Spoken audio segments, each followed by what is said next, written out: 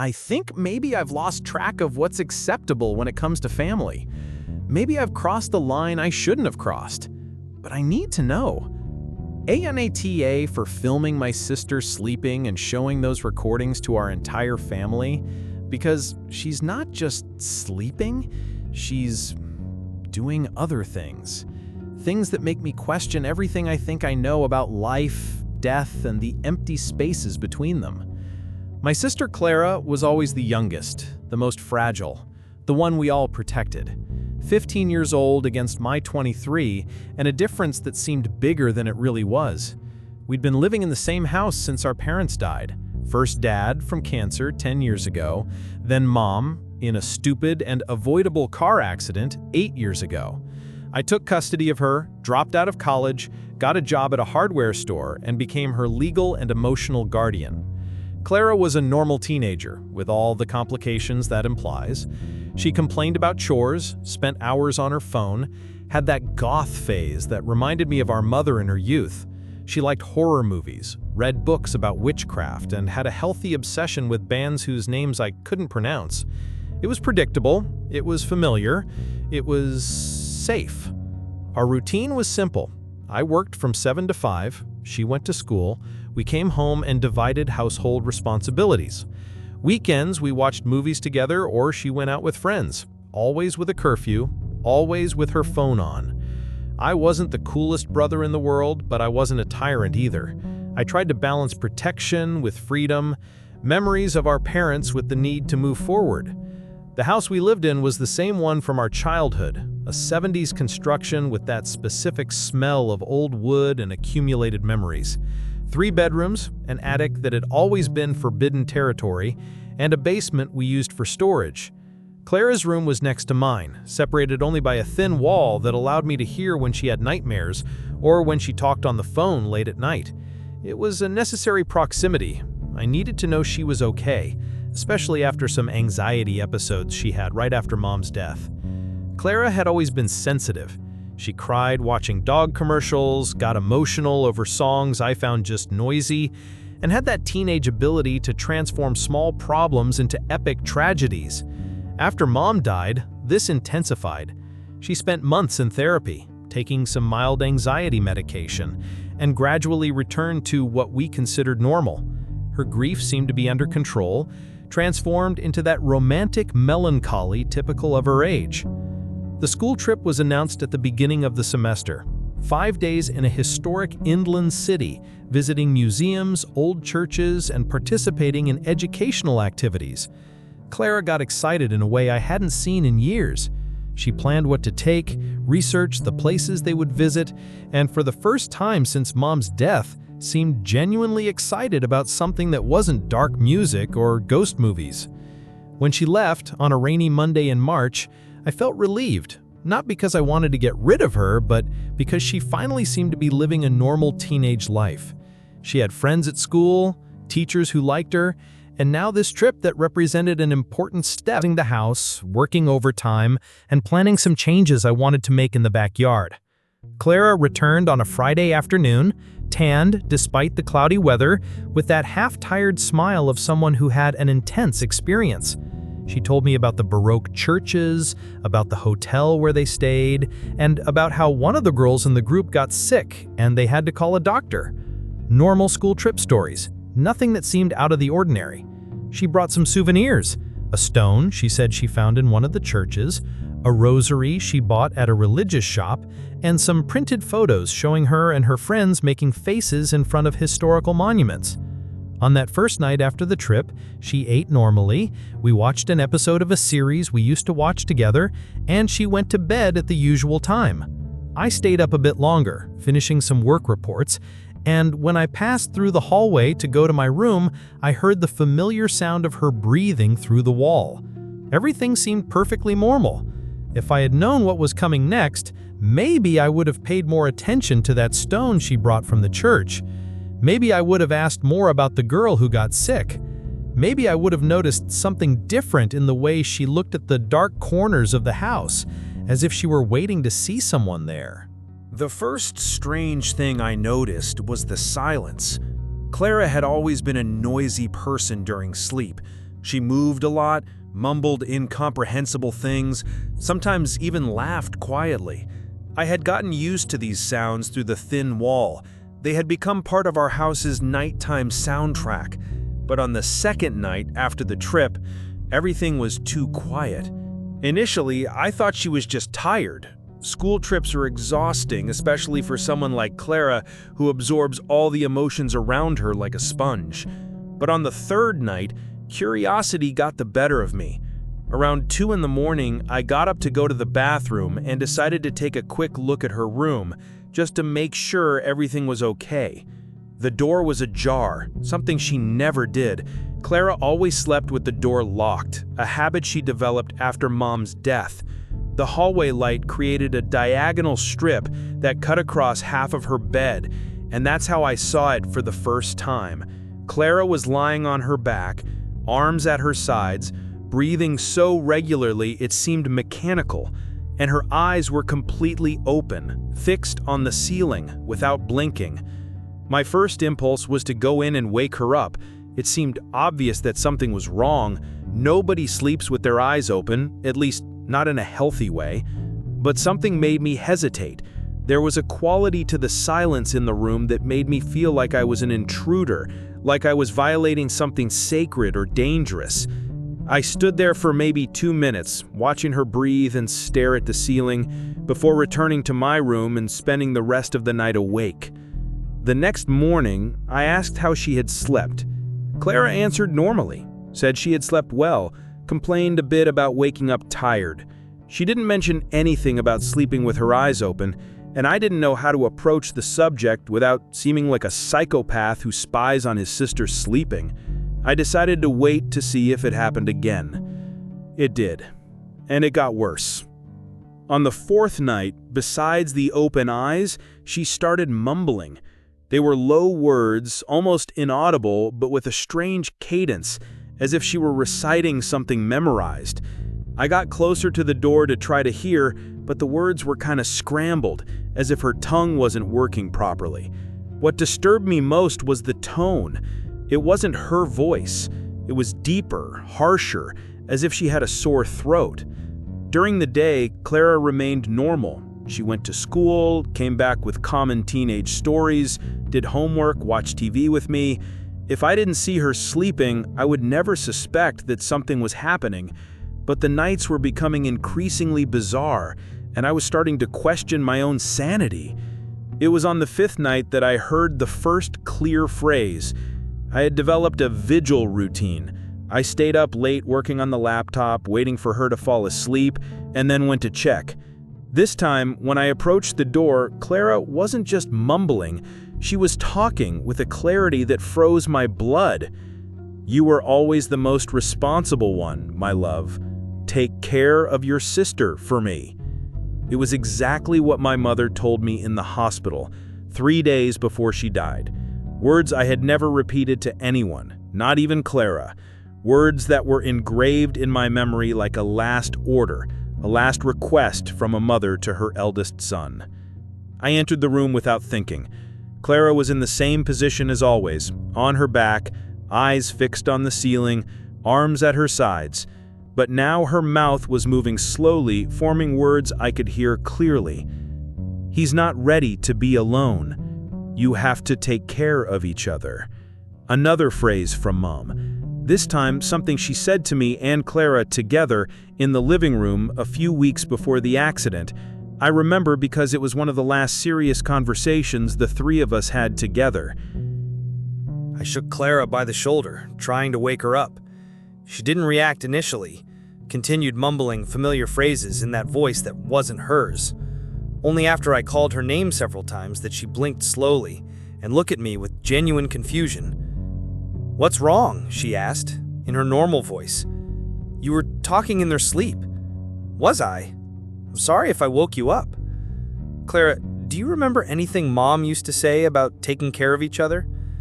She looked at me as if I had asked about quantum physics. "I think she always said that, right? Why?" I didn't know how to explain without sounding completely crazy. How do you tell someone that they're repeating intimate conversations they had with a dead person 8 years ago? conversations they never witnessed.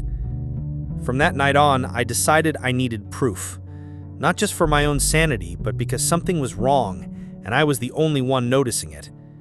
I bought a small camera with night vision, one of those used to monitor babies, and discreetly installed it in her room, pointing at the bed.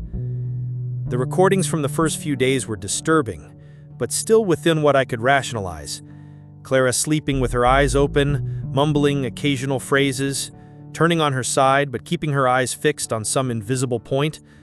I showed the images to a family friend who was a doctor, who suggested she might be having episodes of parasomnia, a sleep disorder that can cause strange behaviors. We scheduled an appointment with a neurologist, but Clara refused to go. She said she was feeling fine, that she didn't need a doctor, that I was exaggerating. And during the day, she really seemed fine. It was only during sleep that she transformed into another person. That's when I decided to investigate the attic. I had always avoided that place. After our parents died, I simply closed the door and pretended it didn't exist. It was where my mother kept personal things, old photo albums, documents, some clothes she didn't wear anymore, things I didn't feel emotionally prepared to review. But something about Clara's behavior made me think that maybe there was something up there that I needed to see. Maybe she had messed with something during my absence. Maybe she had found something that was triggering these strange memories. I went up to the attic on a Saturday afternoon while Clara was at a friend's house. The place was exactly as I remembered, dusty, poorly lit, full of stacked boxes and furniture covered with old sheets. But in the center of the room, there was a box I didn't remember seeing before. It was small, made of dark wood, with strange carvings on the lid. When I opened it, I found things that belonged to my mother, but that I had never seen. A diary with pages written in handwriting that looked like hers, but talking about impossible things. Recurring dreams about a daughter who would return, references to signs and preparations. And at the bottom of the box, a Polaroid photo of Clara as a child, but in a pose I didn't remember her making. Too serious, too mature, with eyes fixed directly on the camera in a way that made me feel watched. That night, the recording showed something different. Clara didn't just speak in Mom's voice. She got up from bed, still with her eyes open, walked to the window and stood there for 20 minutes as if waiting for someone.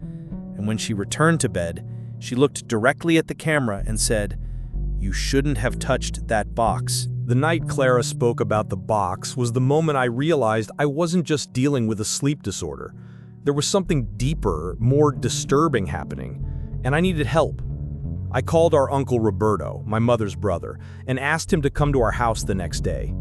I didn't explain the details over the phone. I just said I was worried about Clara and needed to talk to someone from the family. Roberto arrived Sunday morning with that look of someone expecting to find a stressed young man exaggerating normal teenage problems. He had always been the family skeptic, the practical engineer who solved everything with logic and common sense. I showed him the recordings from the last few days, hoping he would find a rational explanation for everything. He watched the videos in silence.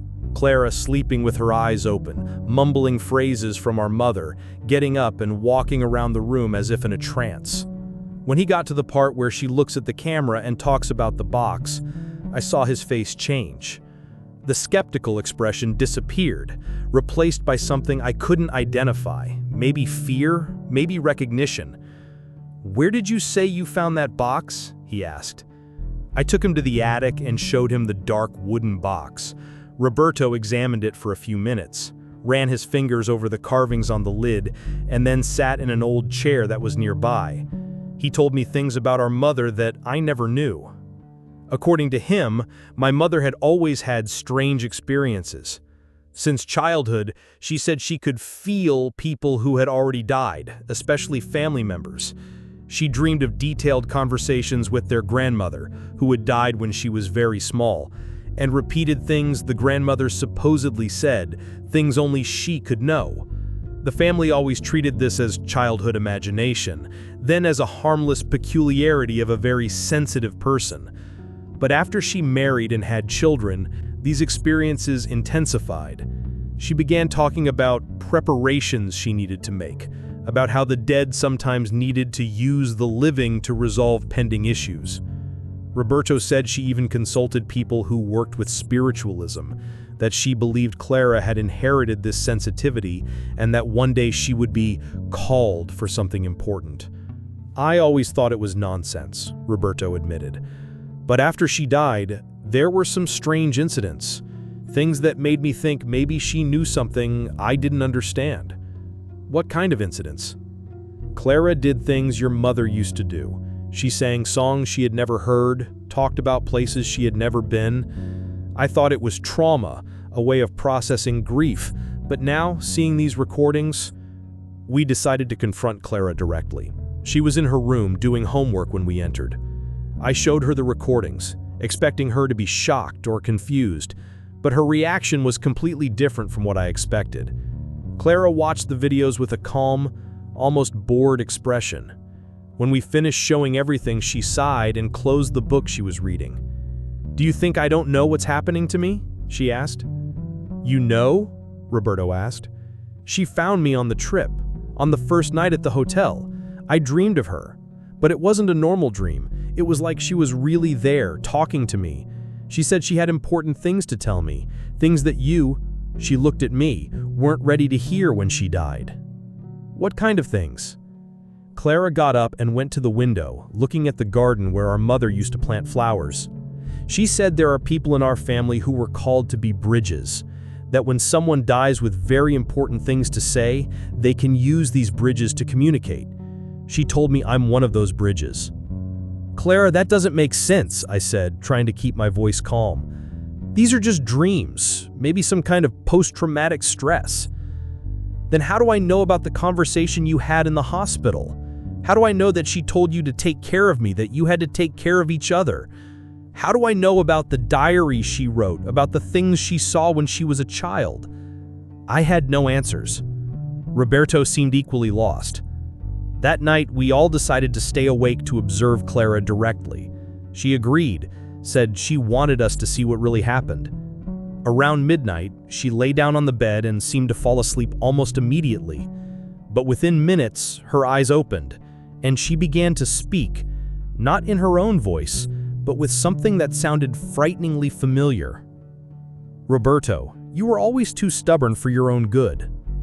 It was my mother's voice, not an imitation or approximation. It was exactly how she spoke, including the slightly irritated tone she used when she was worried about someone in the family. Roberto went pale. "Elena? I don't have much time. This girl can't sustain this much longer. I need you to understand some things." What followed was the most disturbing conversation of my life. For 40 minutes, my teenage sister spoke in our dead mother's voice, telling details about her life we didn't know, making references to family events that happened before Clara was born, revealing secrets she had never shared with us when she was alive. She talked about why she had married our father, not for love initially, but because she knew he would be a good father and that she needed to have children who could carry the gift. She explained that she always knew she would die relatively young and that she had spent years preparing to find a way to continue caring for us after death. "Clara is special," she said through my sister's voice. "She was always able to see me, even when she was very small. Do you think those imaginary friends she had were made up?" I remembered. Clara, at 4 or 5 years old, used to play with a lady that only she could see. She told detailed stories about this person, described clothes and mannerisms that seemed too specific to be completely invented. We always assumed it was normal childhood imagination. "But why now?" Roberto asked. "Why is she doing this now?" "Because there's something you need to know, something I discovered shortly before I died but didn't have time to tell." She told us about our family's history, about a lineage of women who had this ability to communicate with the dead. She said our great-grandmother, who died when I was a baby, had the same gift, that this ability skipped generations, and that Clara had inherited the strongest version she had ever seen. "But there's a cost," she warned. "Every time she lets me speak, she loses a little of herself. If this continues for too long, she might not be able to come back completely." It was at that moment that Clara, or whoever was speaking through her, began to convulse.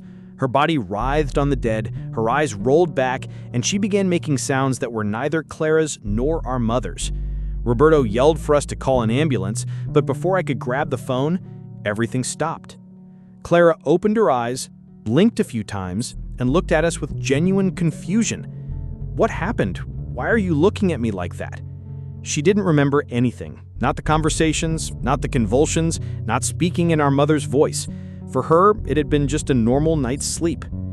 We spent the rest of the early morning debating what to do. Roberto wanted to take Clara to a hospital, do neurological tests, look for a medical explanation. I was torn between the need to protect my sister and the impossibility of denying what I had seen and heard. In the morning, Clara woke up looking weaker than usual. She complained of a headache, said she felt empty, as if she had forgotten something important. During breakfast, she looked at me strangely and asked, "Do you know a woman named Elena? I feel like I should know someone with that name, but I can't remember who." Elena was her mother's name. It was the recordings from the previous night that made me make the most controversial and perhaps most necessary decision of my life. I had captured everything. Clara speaking in Mom's voice, the revelations about our family, the convulsions, and especially the moment when she completely forgot who Elena was. Roberto and I spent hours discussing what to do with this information. He thought we should seek medical help immediately. Neurologists, psychiatrists, any specialist who could explain what was happening to Clara through science. I agreed that she needed help, but I also felt that our family had the right to know what was happening. I decided to send the recordings to other family members, our aunts and uncles, older cousins, some people who knew our mother well and could validate or refute the things Clara had said.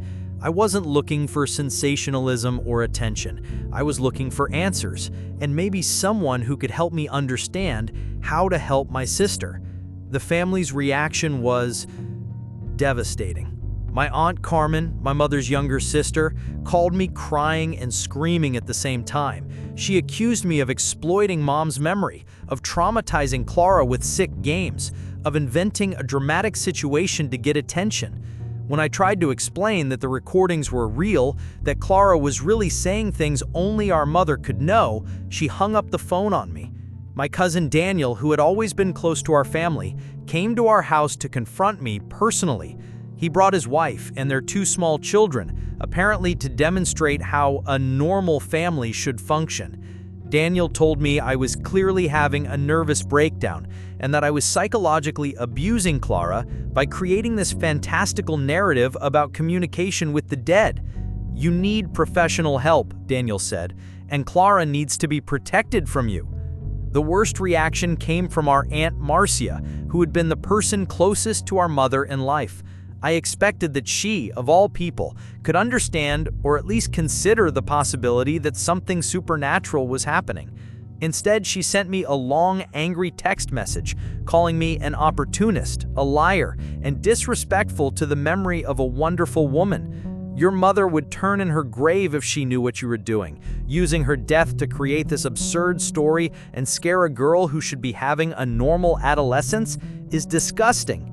But what disturbed me most was discovering that several family members had started talking among themselves about the possibility of removing me from Clara's custody.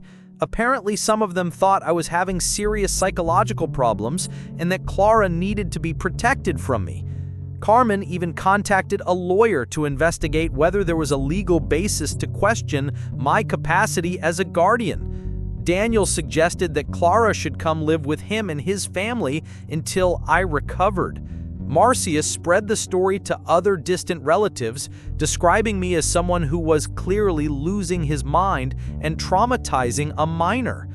What hurt me most was that none of them seemed willing to consider, not even for a second, the possibility that I was telling the truth. They didn't question how Clara could know things that happened before she was born, didn't try to explain the dramatic change in her voice, didn't offer any alternative theory for the behaviors I had documented. Instead, they simply decided I was the problem. Clara, during all of this, continued having the nighttime episodes, but now they were getting more intense and more frequent. She began getting up during sleep and walking around the house, always with open eyes, sometimes talking to people who weren't there. One night, I found her in the kitchen at 3 in the morning, preparing coffee for visitors she said were coming.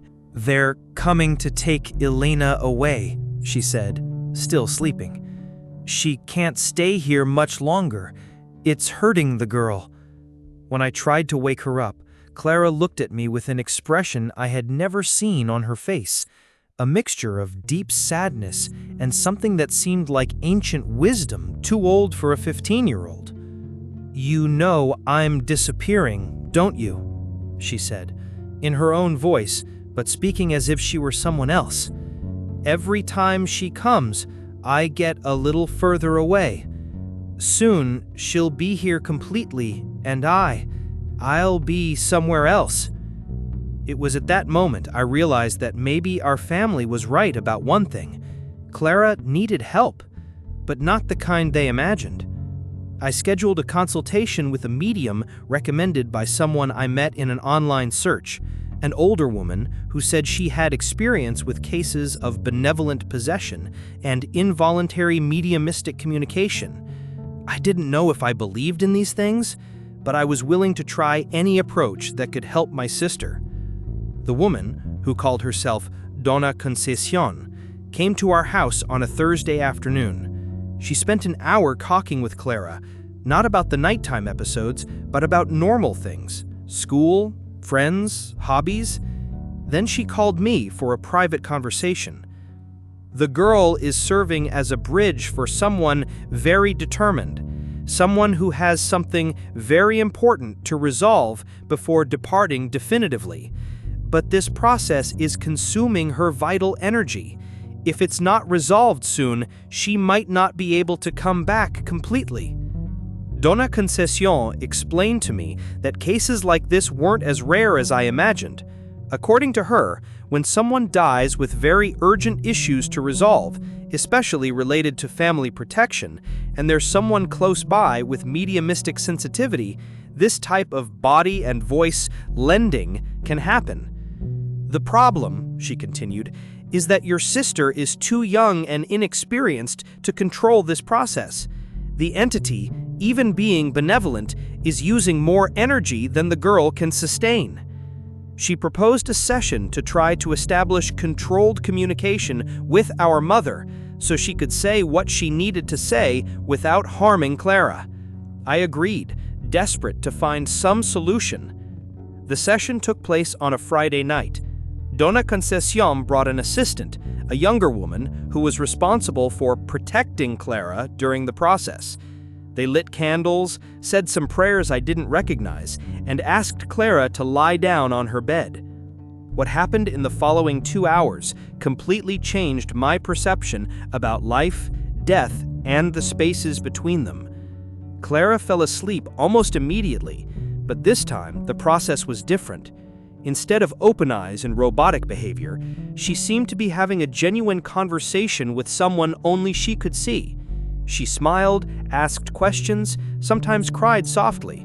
It was like watching a child playing with an imaginary friend, except that the answers she was receiving were clearly audible to all of us. It wasn't our mother speaking through Clara. It was Clara conversing with our mother. "She says she's proud of how you took care of me," Clara said, still with closed eyes. "But she's worried because you never completely processed her death. She says you take all the responsibility for things that weren't your fault." "What things?" I asked. "The accident. She says you still blame yourself for not being able to talk to her that day, for not preventing her from leaving a house that night. But she already knew she was going to die. She dreamed about the accident 3 weeks before it happened." This was true. I had tried to call my mother that afternoon, wanted to invite her to dinner with us, but she didn't answer. I found out later that she had gone out to meet a friend and ended up caught in the storm that caused the accident. For years I wondered if, had I insisted more on the calls, she would have stayed home that night. "She says she needs to tell me about the family before departing definitively, about why some women in our lineage have this ability. She says it's important you know because maybe I'll have a daughter someday and you'll need to help that child understand what she is.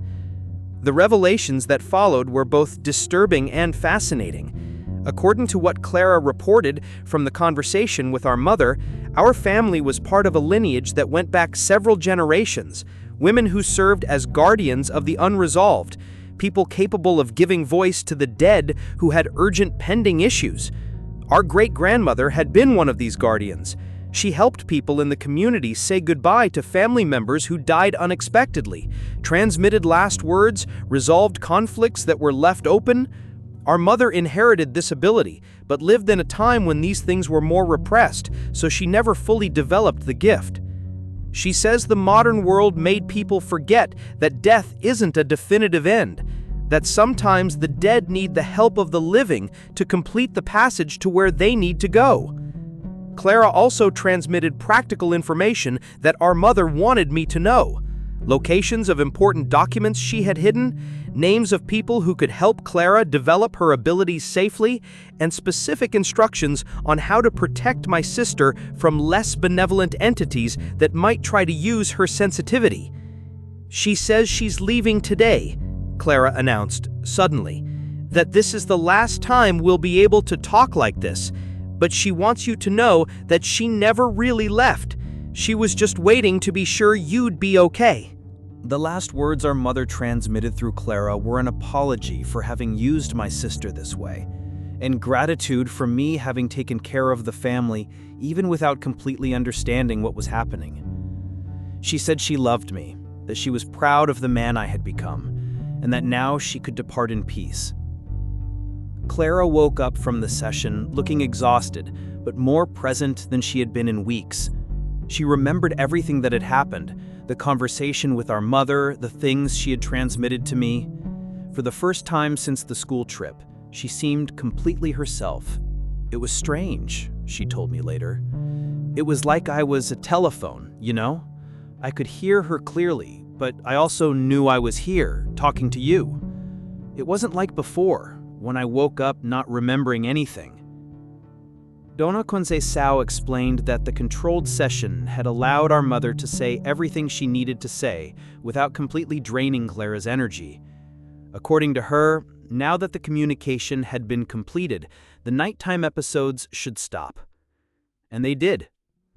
Clara returned to sleeping normally, with closed eyes, without mumbling phrases from dead people. She regained her appetite, became interested again in the things she liked before the trip, and gradually returned to the normal routine of a teenager. But when I tried to share this information with our family, explain that Clara was fine and that there was an explanation for everything that had happened, the reaction was even worse than before. Carmen accused me of having subjected Clara to a satanic ritual. Daniel said I had forced a minor to participate in charlatanism. Marcia spread the story that I was indoctrinating Clara with dangerous beliefs and that she needed to be saved from my influence.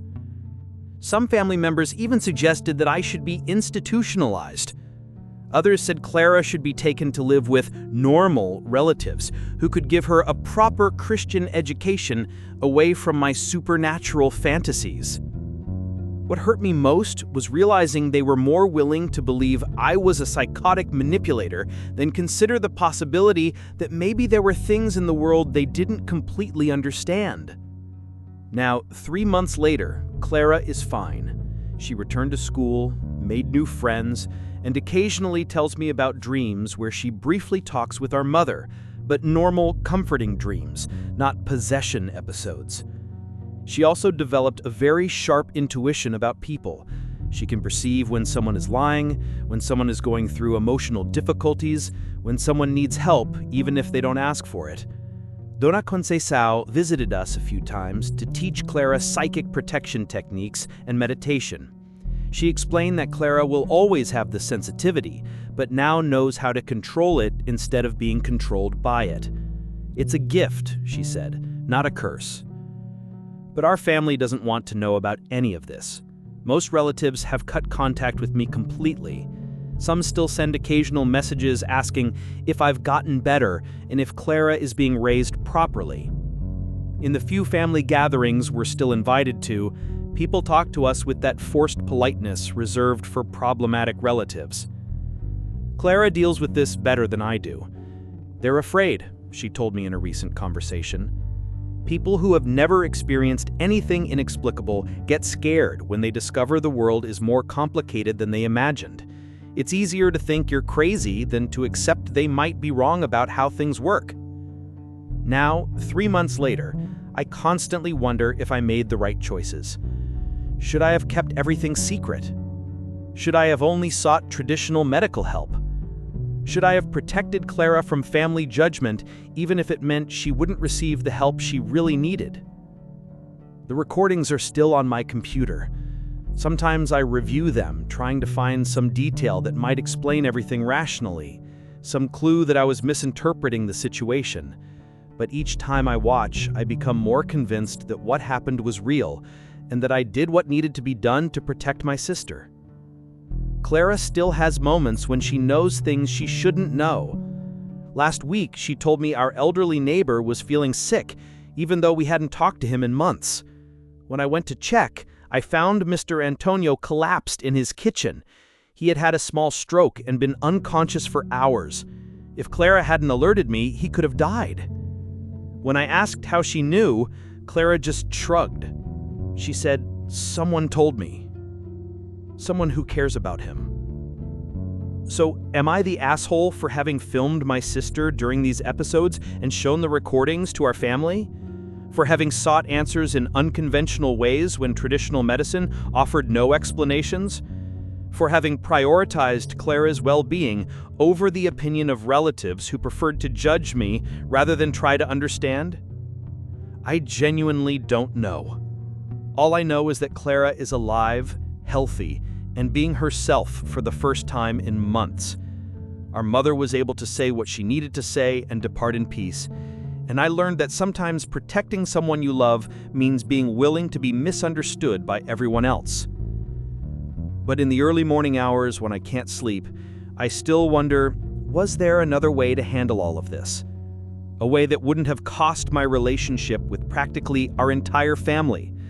A way that wouldn't have made Clara and I become the strange relatives who were tolerated but never completely accepted? Maybe.